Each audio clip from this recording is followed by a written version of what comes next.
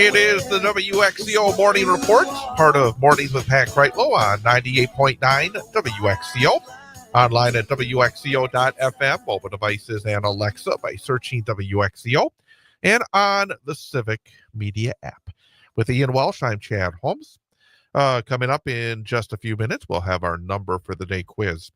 But something I talked about with Nancy Stenzel, I'm not sure if I talked to her about it on air or off air, because I was talking to her both when we were on the air and off the air, but mentioned a posting yesterday on the news site Axios. And they have a national newsletter. And from time to time, I bring up the point that folks who believe or try to promulgate the idea that there is a liberal media, they don't understand what a liberal media is, because we do not have a liberal media in the United States of America. And Axios is supposed to be this sort of straightforward news site. And this is what they put in their national newsletter yesterday. President Trump, in terms of raw accomplishments, crushed his first 6 months in historic ways.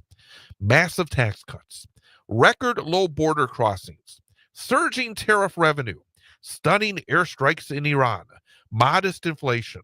Yet poll after poll suggests most Americans aren't impressed. In fact, they seem tired of all the winning. They say then why it matters. Well, Trump appears to be losing by winning. The more he does, including issues beyond his legislative wins, the more the general public, especially independents, shrug or recoil. This paradox is unfolding in what could be the very best chapter of his presidency before tariffs push prices higher or midterms pose risks to his GOP majorities. Give me a break. The idea that the only thing I will say is you can use the term historic both as positive or negative. Yeah. I would say maybe his first 6 months have been historic in a negative way in terms of much of what he's done. But the idea that the Axios is trying to frame this as Trump has come in has just been incredibly good in his first 6 months is ridiculous. It is. And actually, there was a very interesting point made in a newsletter that I get every morning. It's called A Cup of Coffee with Craig Calcaterra. It's a baseball newsletter, but it also involves some news and politics and thoughts from a more liberal point of view. Right. And Calcaterra says the most charitable interpretation of Axios' framing is that they view political news as sports and can only contextualize it in terms of who is winning at any given time, to the exclusion of all other things. He says that in the framing of the above passage, it's roughly equivalent to a sports columnist complaining about how Alabama beat Mississippi State by 4 touchdowns, yet somehow got passed up in the polls by a Michigan team that barely escaped Penn State with a last-second field goal. And that is something that I have found very frustrating about media as well. They frame it in a very sports-like atmosphere. Last year during the election, CNN would call it, when there was debates, debate night in America. We're on election nights. Election night in America.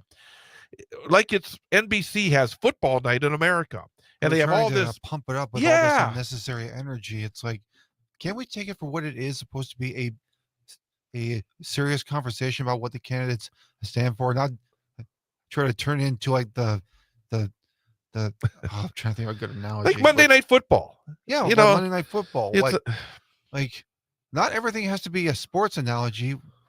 Can't we just like have a serious conversation without all the hype and adrenaline? It's like, oh, who's more popular? How many ratings is this going to get? It's like, can we stop trying to publicize every single thing about this? And I remember last year during the presidential debate between Biden and Trump, they had them come out there with this loud music. It was like they were being introduced into a wrestling ring. Exactly. It's ridiculous. And also it's all about the showmanship with these people. Exactly. And you have this list of everything that Donald Trump has passed. Yes, you can call that winning because he's got these Republicans kowtowing to him. But how about actually delving in to the impact? What do these laws mean? Okay, who's And being affected by them? exactly. So often it's all about winning or losing. Hey, you got it through. We know the tax cuts are for the wealthy, but what is everybody else getting? And you can do it in it can be in a very straightforward manner.